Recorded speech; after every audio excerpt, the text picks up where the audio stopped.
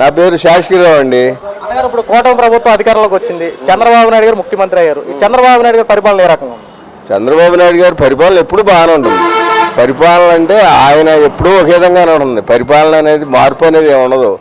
ఆయన దాదాపు 20 సంవత్సరాలు, ఇది 20వ సంవత్సరం పరిపాలనలోకి వచ్చి దాదాపు అప్పుడు అంతే ఇప్పుడు అంతే. ఇప్పుడు కొంచెం ఈ 5 సంవత్సరాలు జగన్మోహన్ రెడ్డి చేసిన విధ్వంస కాండకి ఇంకా ఆయన ఇప్పుడు అలర్ట్గా ఉండి ఇంకా జాగ్రత్తగా పరిపాలన చేస్తున్నాడు.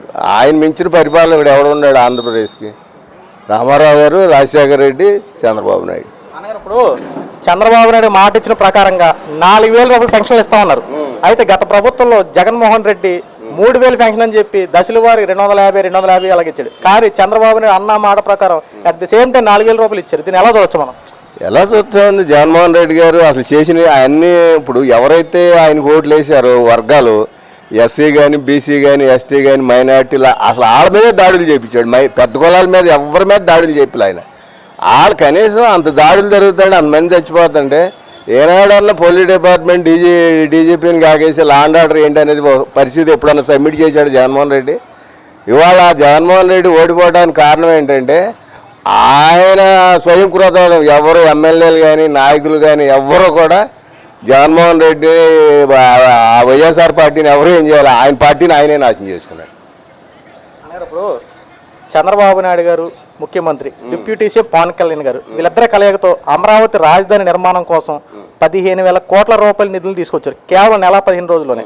గత ప్రభుత్వం ఎప్పుడు నిధులు ఎంతలా తీసుకొచ్చిన విధానం లేదు. వచ్చిన అధికారంలోకి వచ్చిన వెంటనే 15,000 కోట్ల రూపాయలు తీసుకొచ్చారంటే మనం దీన్ని ఎలా చూడవచ్చు? వాళ్ళు తీసుకొచ్చారంటే అక్కడ మోడీ గారికి మెజార్టీ లేదు, దానివల్ల తీసుకొచ్చాడు. అదే మోడీ గారి మెజార్టీ ఉందనుకో చంద్రబాబు నాయుడు కూడా పక్కనే పెడతాడు ఆయన.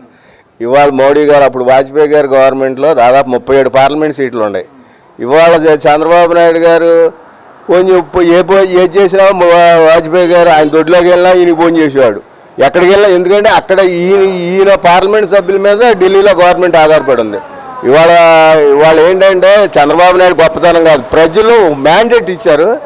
దానివల్ల ఏమవుతుందంటే ప్రజలు పడిన కష్టాలకి 5 సంవత్సరాల్లో దేవుడు కూడా కరెంట్ ఇచ్చాడు. ఎందుకంటే కరెంట్ ఏంటంటే 272తో అయిపోయింది భారతీయ జనతా పార్టీ. అదే భారతీయ జనతా పార్టీకి 300 సీట్లు వచ్చినాయి అనుకో, మన దాన్ని పక్కన పెట్టేవాడు ఆయన.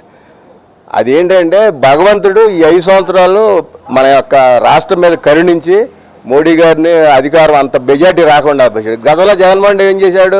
నేను చించేస్తాను, పొడిచేస్తాను, మా మోడీ గారు మెడలో ఉంచేస్తాను అన్నాడు. తర్వాత మీ విలేకరులు అడిగితే ఏమన్నాడు ఆయన? లేదు అక్కడ అంత మెజార్టీ వచ్చింది, మనం ఏం చేయలేం బ్రదర్, ఏం చేయలేం. ఇప్పుడు చంద్రబాబు నాయుడు గారి పరిస్థితి కూడా అదే, 272 వచ్చాయి కాబట్టి ఇవాళ ఈయన ఇప్పుడు అక్కడ నితీష్ కుమార్, బీహార్ ముఖ్యమంత్రి నితీష్ కుమార్, అక్కడ ఈయన ఈ 2 పార్టీలు ఇప్పుడు భారతీయ జనతా పార్టీ పరిపాలన నిలబెట్టింది. దానివల్లే మనకి ఏది కావాలని అది ఇస్తున్నాడు ఆయన. లేకపోతే ఎందుకు ఇస్తారు వాళ్ళు? ఎప్పుడైనా సరే దక్షిణాది రాష్ట్రాలను తెలుగుగానే చూస్తారు వాళ్ళు. ఎప్పుడు నార్త్ వాళ్ళకే అవకాశం ఇస్తారు ఎవరైనా సరే. ఇన్ని సంవత్సరాల బట్టి మరి పరిపాలన చూస్తున్నాం. అదే ఇప్పుడు స్టాలిన్ ఉన్నాడు, వాళ్ళకి ఇమ్మను. ఆ పక్కన కేరళ ఉంది, ఇమ్మను. కర్ణాటక ఉంది, వాళ్ళకి ఇమ్మను. మరి వాళ్ళు దేశంలో పన్నులు కడుతున్నారుగా, దేశంలో అన్నీ చేస్తున్నారు, వాళ్ళు అన్ని రాష్ట్రాలు చేస్తున్నారుగా. మనకి ఎందుకు ఇచ్చాడు? గవర్నమెంట్ మన చంద్రబాబు నాయుడు మన యొక్క ఎంపీల మీద ఆధారపడిందిగా మరి ఇచ్చాడు, లేకపోతే ఎందుకు ఇస్తాడు?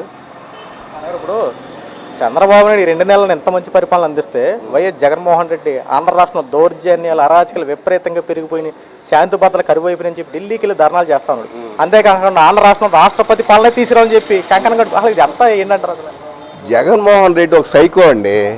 జగన్మోహన్ రెడ్డి అనేవాడు ఏంటంటే ఒక పద్ధతి పాడు లేదు. ఆడికి ఎంతసేపు కూడా ఏంటంటే ఈ యొక్క ప్రజాస్వామ్యాన్ని ఆయన ఒక నియంత పరిపాలన, ఒక రాజరిక పరిపాలనగా ఈ 5 సంవత్సరాలు పరిపాలన చేశాడు తప్ప ఎవరైనా సరే ఒక నాయకుడు అధికారంలోకి వచ్చిన తర్వాత మనం ఎవరైనా చూడండి ఈ ఇండియాలో ఇంత దుర్మార్గమైన పరిపాలన ఏ ముఖ్యమంత్రి చేయలే. ఈ గతంలో ఆంధ్రప్రదేశ్, ఉమ్మడి తెలంగాణ ఆంధ్రప్రదేశ్ కలిసి ఉండగా చాలా ముఖ్యమంత్రులు చూసాం మనం. ఎవరైనా ఇట్లాంటి పరిపాలన చేశారా? ఒక ముఖ్యమంత్రిని 53 రోజులు రాజమండ్రి జైల్లో పెట్టించిన సంఘటనలు ఎప్పుడైనా ఉన్నాయా? మనం చూసామా? రాజశేఖర రెడ్డి గారు చేశాడు, వాళ్ళకి పార్టీ విభేదాలు ఉండే. ఆ రాజశేఖర రెడ్డి గారు చేయలే, రామారావు చేశాడు, ఆయన ఎప్పుడు ఎవరిని చేయలే. ఒక్క ప్రతిపక్షంగానే చూశారు వాళ్ళు తప్ప వాళ్ళకు ఉన్నటువంటి హక్కులు వాళ్ళు ఎప్పుడు కాలరాయాలి. జగన్మోహన్ రెడ్డి ఒక సైకో శాడిస్ట్కి ఇప్పుడు నేను ఆ మధ్య ఏమైందంటే మావాడు బస్సు వేసుకుని హుబ్లీ ధారవాడ వెళ్ళా. ధారవాడ వెళ్తే ఆడు మన ఆంధ్రప్రదేశ్ రిజిస్టర్ అది చెప్తున్నాను చెప్పాలిగా. ఆంధ్రప్రదేశ్ రిజిస్ట్రేషన్ చూసి వాడు అన్నాడు మన ఆంధ్ర నుంచి అక్కడ సెటిల్ అయ్యాడంట. ఆడన్నాడు ఏమంటే మీది ఎక్కడ అన్నాడు, మాది విజయవాడ అన్న. అతనేమన్నా అండి ఏమంటే చంద్రబాబు నాయుడు గారు 5 సంవత్సరాలు 2014 నుంచి 19 వరకు చక్కటి పరిపాలన చేశాడు ఆయన. అసలు రాష్ట్రం అప్పులు పాలు ఉండాలని 16,000 కోట్ల రూపాయలు లోటు బడ్జెట్లో కూడా జాగ్రత్తగా పరిపాలన చేసుకొచ్చారు. ఈడు తండ్రిని అడ్డం పెట్టుకుని రాజశేఖర రెడ్డి అధికారంలో 1,00,000 కోట్లు తినేశాడు. మరి మళ్ళీ మీరు 2019లో మరి అదే 1,00,000 కోట్లు తినేశారని మీరు అందరికీ తెలుసు. సిబిఐ వాళ్ళు 43,000 కోట్ల రూపాయలు అవినీతి జరిగిందని వాళ్ళు తేల్చారు. మరి అటువంటిప్పుడు మీరు 2019లో జగన్మోహన్ రెడ్డి ఎట్టా గెలిపించారండి, రాష్ట్రం మొత్తం ఖజానా మొత్తం వాడికి ఇచ్చేశారండి దోసుకోమని అన్నాడు. నేనేం మాట్లాడాను, నవ్వుకున్నా. అంత ఆంధ్రప్రదేశ్ ప్రజలు అంత తెలియగలాడు, మీరు అంత తెలియగలాడు కూడా ఇట్లాంటి తెలుగు తక్కువ పని ఎందుకు చేశారు, అట్టు గెలిపించి అన్నారు. సైకో శాడిస్ట్ అండి, పరిపాలన తెలవదాడికి. ఎంతసేపు చూడు కక్ష తప్ప రెండోది లేదు. ప్రజాస్వామ్యంలో కక్ష ఈ యొక్క నియంత్ర పరిపాలన పనిచేయదు బ్రదరు. మన భారతదేశం ఇండియా ప్రపంచంలోనే అతిపెద్ద ప్రజాస్వామ్య దేశం మన భారతదేశం. అమెరికా కన్నా పెద్ద ప్రజాస్వామ్యం ఇవాళ ప్రపంచంలో. చైనా కన్నా ఇవాళ మన ముందులో ఉన్న జనాభాలో దాదాపు 145 కోట్లు జనాభా, చైనా 140 కోట్లు.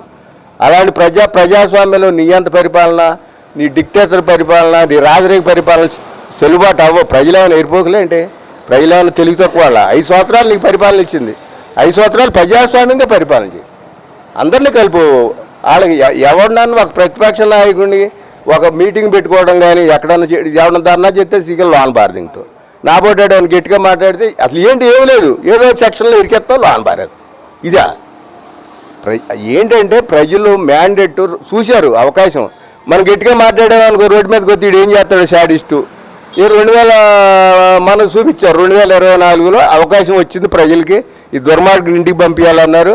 మామూలుగా ఎప్పుడన్నా ఆంధ్రప్రదేశ్ తెలంగాణ కలిసి ఉండగా ఇంత మెజార్టీ ఏ పార్టీ కూడా ఎన్టీ రామారావు పార్టీ పెట్టాడు, ఆయన కూడా మెజార్టీ వచ్చింది ఎప్పుడైనా. 170కి 164 సీట్లు వస్తాం అనేది మామూలు విషయం కాదు. ఇండియాలోనే ఎక్కడా జరగల. ఏంటంటే జగన్మోహన్ రెడ్డి గారు చేసుకున్న స్వయం అపరాధం అది. ఆయనైనా ఇప్పుడు రిలీజ్ అయ్యి ఒక నాయకుడిగా మళ్ళీ ఆ పార్టీని కానీ నిలబెట్టుకోవాలంటే ఈయన ఉండదండి. వైఎస్ఆర్ పార్టీ అనేది ఉండదు. ఎప్పుడైతే జగన్మోహన్ రెడ్డి ఇట్లాంటి పరిపాలన చేస్తున్నాడో అట్లాంటిది అప్పుడేమవుతుందంటే ప్రజాస్వామ్యంగా పరిపాలన చేయి. నువ్వు ఎవడు కాదండు నీ ఎంతసేపు కూడా ఇప్పుడు ఏనాడు అన్న విలేకరులకి ఇన్ని సంవత్సరాలు 5 సంవత్సరాలు చేశాడు. ఏదైనా విలేకరులకి జర్నలిస్టులకు మీటింగ్ పెట్టాడా? జర్నలిస్టులు సమస్యలు ఏమన్నా తెలుసుకున్నాడా? ప్రజల సమస్యలు జగన్మోహన్ రెడ్డి ఎంతసేపు కూడా ఆ తాడేపల్లి ప్యాలెస్లో పబ్జీ ఆడుకోవడం, 8:30కి పడుకోవడం. చంద్రబాబు నాయుడు గారు దాదాపు అసలు 18 గంటలుగా 24 గంటలు పనిచేస్తాడు. ఇవాళ ఆ వయసులో చంద్రబాబు నాయుడు ముసలాడు అన్నాడు. ఎవరు ముసలాడు? నువ్వు ముసలాడా చంద్రబాబు నాయుడు ముసలాడా? వాళ్ళు 74-75 ఏళ్ళు వచ్చినా కానీ కుర్రాళ్ళే పని చేస్తున్నాడే. ఆయనకి ఇంట్లో కూర్చుని జరగదా? ప్రజల కోసం మనం అయిపోయాము. మనం తెలంగాణ బాగు చేసాము, హైదరాబాద్ బాగు చేసాము. అట్టాగే మనకి కూడా ఒక రాజధాని ఉండాలి. స్వయంగా